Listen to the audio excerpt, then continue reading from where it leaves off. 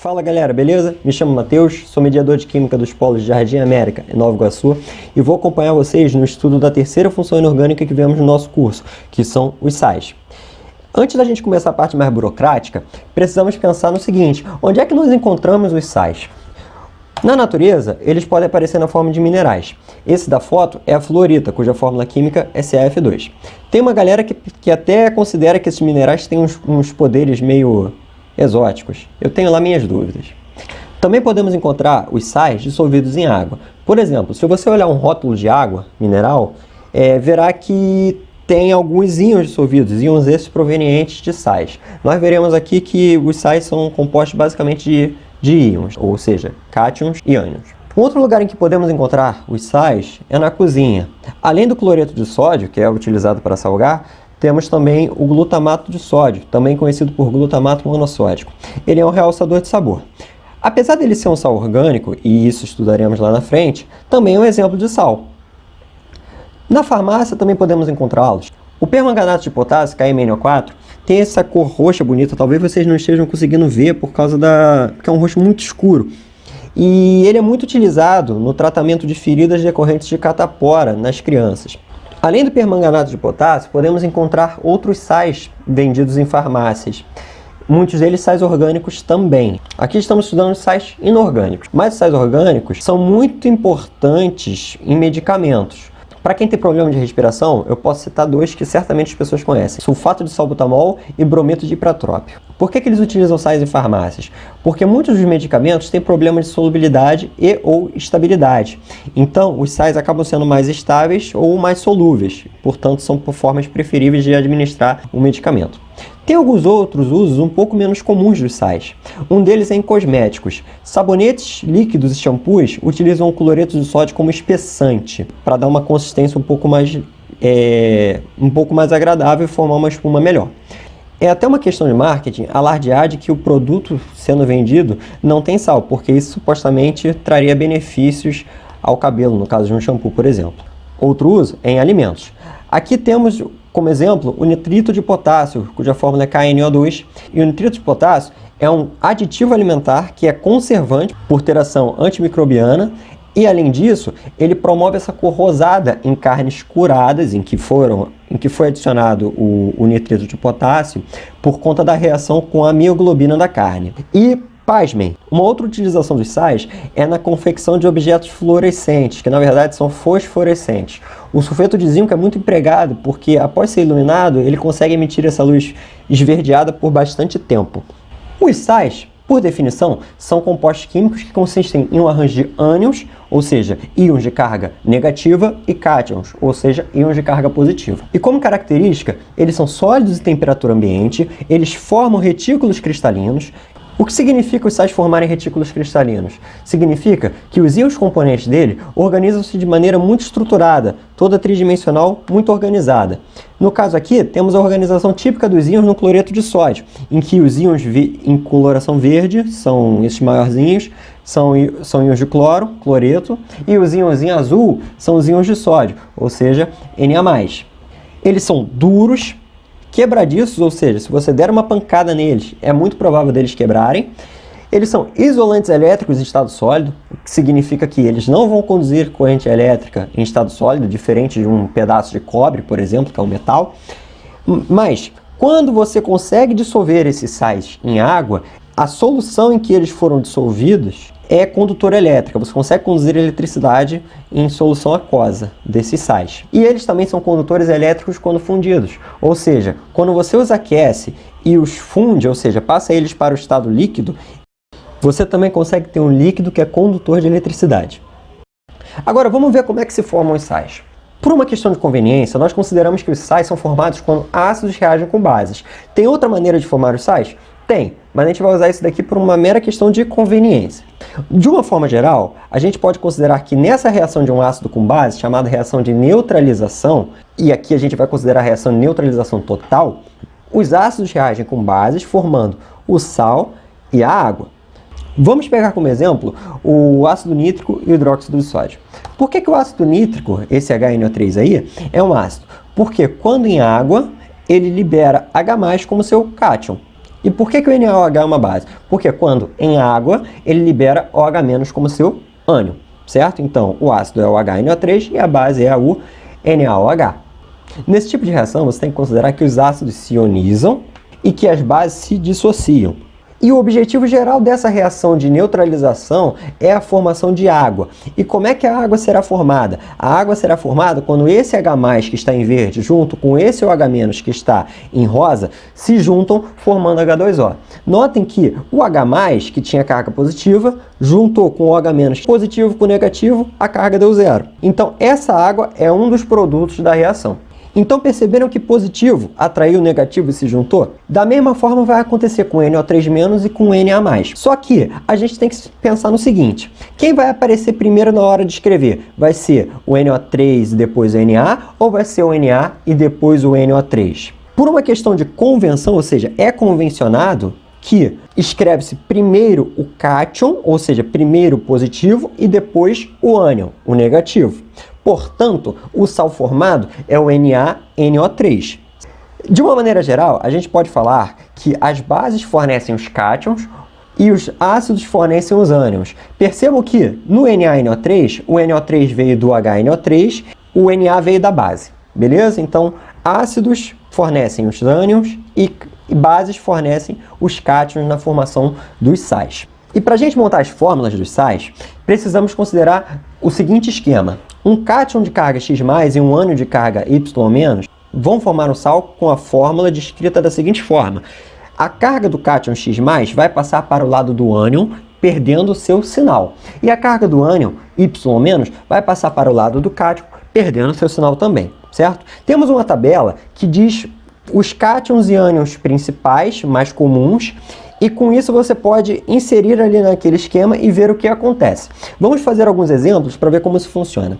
O primeiro deles é o Li+, e o Cl-. O que vai acontecer? Note, Li+ significa que é mais um. Você não está vendo um ali, mas é mais um. E o Cl- é menos um. Você não está vendo, mas ele está ali. Quando é um, a gente omite. Isso vai ser importante daqui a pouquinho, tá? Vamos escrever primeiro o cátion com sua carga mais um e depois o ânion com sua carga menos um. E o que a gente vai fazer? Vai passar o mais um para o lado do Cl, tirando o sinal, e vai passar o menos um para o lado do Li, tirando o sinal. Então vai ficar Li1, Cl1. Mas, sempre que o índice resultante for 1, a gente o omite. Então, o sal formado no primeiro esquema é o LiCl. Depois nós vamos aprender a dar o nome desses sais. O segundo exemplo é Br- e Mg2+. De acordo com o esquema, nós sempre precisamos escrever os cátions primeiros, por uma questão de convenção. Então, primeiro escrevemos o Mg2+, e depois o Br1-. E o que nós vamos fazer? Vamos pegar o 2 do Mg e vamos passar para o lado do Br. E vamos pegar o 1 do lado do Br e vamos passar para o lado do Bg para baixo, certo? E com isso vão desaparecer os sinais. Portanto, fica Mg1-Br2, só que o 1 a gente omite. Portanto, fica Mg-Br2. O terceiro exemplo é o Ca2+, e o S2-. Qual sal que será formado quando esses dois reagirem? Então, escrevemos primeiro o positivo, que é o Ca2+, e depois o negativo, que é o S2-. Passamos o 2+ para o lado do S, desaparecendo com sinal, e passamos o 2- para o Ca, desaparecendo com um sinal. Entretanto, aqui temos uma situação curiosa. O 2 que está do lado do Ca e o 2 que está do lado do S, eles são divisíveis por um mesmo número, que é o 2. E sempre que isso pode acontecer, nós o faremos. Nós dividiremos esses índices por 2. É o que chamamos de máximo divisor comum. Portanto, o sal formado terá a fórmula Ca1S1, que se escreve CaS. E no quarto exemplo, temos o SO4 2- e o Al3+. Note, precisamos escrever sempre o positivo primeiro. Logo vem o Al3+, e depois o SO4 2-. Passaremos o 3+ para o lado do SO4 e passaremos o 2- para o lado do Al. Desta forma, ficaremos com Al2, SO4, 3. Mateus, por que ficou o 3 fora do parênteses? E por que apareceu parênteses? Porque aquele 3 que foi para o lado do SO4 está multiplicando todo mundo que está ali. Por quê? O SO4 inteiro que é o ânion, certo? Então, ele todo tem que ser multiplicado por 3. Agora, Vamos considerar como é que fazemos para dar o nome dos ânions. Isso é importante porque daqui a pouco nós veremos que a nomenclatura dos sais é totalmente dependente da nomenclatura dos ânions e da nomenclatura dos cátions. Na aula passada, vocês viram com a mediadora Maria Clara que os ácidos podem ser divididos em hidrácidos e oxiácidos, onde os hidrácidos são aqueles ácidos que não têm oxigênio em sua fórmula e os oxiácidos são aqueles ácidos que possuem oxigênio em sua fórmula. Então, sempre que o seu ânion for derivado de um hidrácido, ou seja, tenha vindo de um hidrácido, ele receberá o sufixo eto. O que significa um sufixo? O sufixo é o final do nome. Então, vamos citar aqui 4 exemplos. O HCl, o H2S, o HBr e o HE são todos hidrácidos, porque não tem oxigênio aparecendo na fórmula deles. Você está vendo? Eu não estou. E o que acontece? O HCl tem um H+ que pode sair, já que ele é ácido, esse H+ sai. Quando sai uma carga positiva, sobra uma carga negativa no Cl, portanto fica Cl-. Logo, como é um íon de cloro, o nome do ânion será cloreto, ganhou a terminação eto. No caso do H2S, nós temos 2 H+ para sair. Sairão esses 2 H+, 2 cargas positivas foram embora, e vão ser geradas 2 cargas negativas. Logo ficou S2-. Como S é um íon de enxofre, é um ânion de enxofre, nós utilizamos, vocês viram na aula passada, o sulfur para denominar o enxofre. Logo, o nome do ânion será sulfeto. Para o HBr, nós temos um H+ só. Esse 1 H+ vai embora, sobra o Br-. Beleza? Então, o Br- é o ânion do bromo. Logo, será gerado o ânion de nome brometo. E o HI tem um H+ para ir embora. Esse 1 H+ vai embora, sobra I-, e esse íon do iodo, esse ânion do iodo vai se chamar iodeto. Então, todos os derivados de hidrácidos possuem como sufixo, ou seja, o final do nome, a terminação eto. Agora, para os oxiácidos, nós temos 2 possibilidades. Se vocês lembrarem da aula passada da mediadora Maria Clara, nós vimos que temos oxiácidos, ou seja, ácidos com oxigênio na sua fórmula, que tem o nome terminado em ico, e temos oxiácidos com o nome terminado em oso. Então, o nome do ânion que será gerado depende de qual era a terminação do ácido. Por exemplo, aqui, o H2CO3, o HNO3, o HClO3, H3PO4 e H2SO4 são todos ácidos terminados em ico. Logo, o H2CO3 ele tem 2 H+. Como ele tem 2 H+, esses 2 H+ vão embora, fica CO3 2-. Esse CO3 2- veio do ácido carbônico. Se veio do ácido carbônico, vai ganhar a terminação ato. Logo, vai ser o ânion carbonato. O HNO3, ele tem um H+, que vai embora, sobra a carga negativa no NO3, fica NO3-. O NO3- veio do ácido nítrico, portanto, se chamará nitrato. O HClO3 tem um H+, que vai embora, sobra ClO3-. Como ele veio do ácido clórico, será gerado o ânion clorato. O H3PO4 tem 3 H+ para serem liberados. Logo, 3 H+ vão embora, sobram 3 cargas negativas no PO4. Como esse PO4 veio do ácido fosfórico, o nome do ânion gerado será fosfato. E para o H2SO4, temos 2 H+ que vão embora, sobram SO4 2-. E, portanto, como veio do ácido sulfúrico, o nome do ânion é sulfato. Agora, notem, para os ácidos de terminação oso, de sufixo oso, são aqueles ácidos que, em relação aos principais ácidos, que são esses 5 aqui que eu descrevi de terminação ico, que geraram íons de terminação ato, em relação aos ácidos principais, eles perderam um oxigênio, ó. O HNO3 perdeu um oxigênio e virou HNO2. O HClO3 perdeu um oxigênio e virou HClO2. O H2SO4 perdeu um oxigênio e virou H2SO3, tá? Então, esses ácidos serão terminados em oso. O HNO2 é o ácido nitroso. Tem um H+ para ir embora, ele vai embora, gera o ânion com uma carga negativa. Como esse ânion veio do ácido nitroso, o nome dele é nitrito. O HClO2 é o ácido cloroso. Tem um H+ que foi embora, sobrou ClO2-. Como veio do ácido cloroso, portanto, é o ânion clorito. E o H2SO3 tem 2 H+ que foram embora, sobrou SO3 2-. E o nome do H2SO3 é ácido sulfuroso. Portanto, o nome do íon é sulfito. Tudo bem? Agora vamos passar para a nomenclatura dos cátions. É bem mais tranquilo aqui. Os cátions metálicos, ou seja, cujos elementos químicos são metais, recebem o nome do próprio elemento químico. Eventualmente, você pode ter alguns elementos químicos de carga variável, que é o caso do ferro, do cobre, do chumbo. E nesses casos, você precisa colocar a carga desse íon em algarismos romanos ao final do nome dele, para diferenciar entre as diversas possibilidades de carga, certo? No caso de metais alcalinos e metais alcalinos terrosos, a carga é fixa, não precisamos indicar qual é no final do nome. Na+ é do sódio, sódio é metal alcalino, carga fixa. Portanto, como o nome do cátion é igual ao nome do elemento químico, esse é o cátion sódio. Para o Ca2+, é um cátion de cálcio.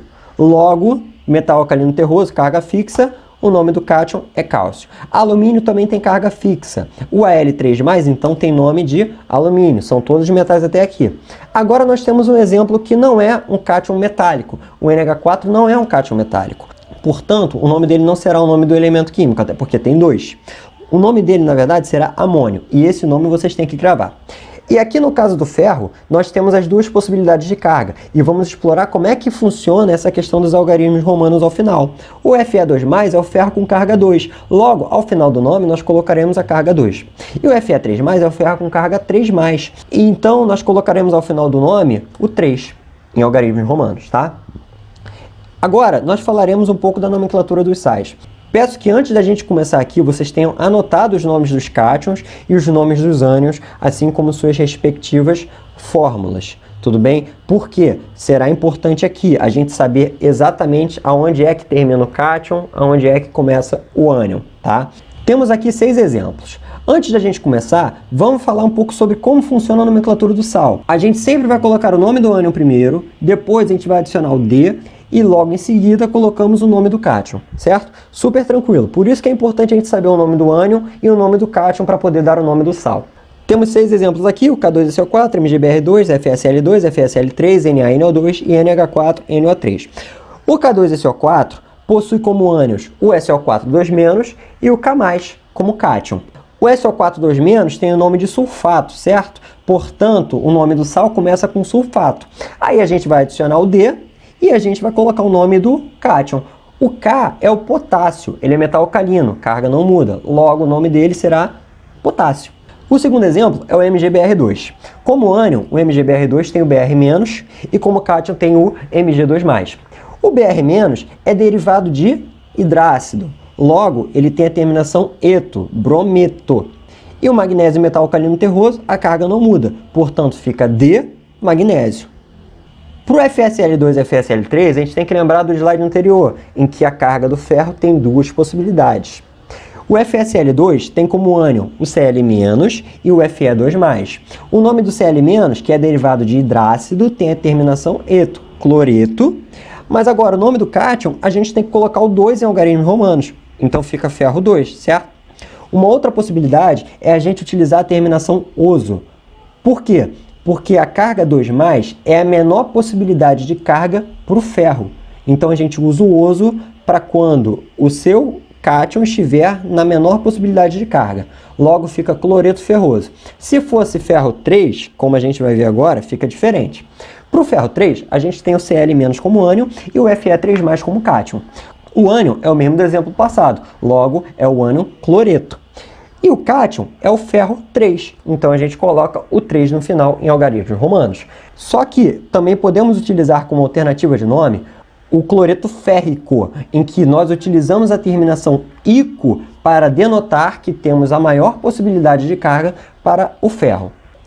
Agora, para o NaNO2, temos como ânion o NO2- e o cátion Na+. O NO2-, consultando na nomenclatura dos ânions, recebe o nome de nitrito. E o Na+ é o sódio, logo, sódio. Pois vem do elemento químico sódio, que é metal alcalino, não tem possibilidade diferente de carga.